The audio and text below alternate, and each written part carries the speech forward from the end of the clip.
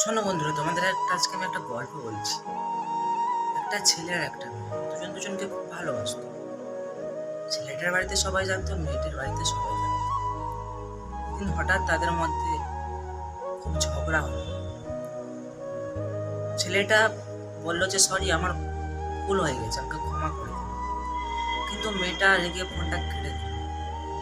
ছেলেটা অনেকবার সরি বললো, ফোন করলো, কিন্তু মেয়েটা রাগের মাথায় বিরক্তিতে ফোনটা কেটে সুইচ অফ করে দিল। সেই রাতে ছেলেটা অনেকবার ফোন করলো, এসএমএস করলো, কিন্তু মেয়েটা কোনো জবাব দিল না। মেয়েটা ঘুমিয়ে পড়ল। তারপর দিন সকালবেলা ঘুম থেকে ওঠে, যখন দেখে ছেলেটা 50 বারের মতো 40 বারের মতো ফোন এসএমএস করেছে। তখন মেয়েটা ঘুরিয়ে রিপ্লাই দিল যে সরি, আমি ঘুমিয়ে পড়েছিলাম, তাই আমি রিপ্লাই করতে পারি, ফোন করতে পারি। কিন্তু মেয়েটা জানতো না যে ছেলেটা তার আগে ফাঁসি দড়িতে ঝুলে গেছে।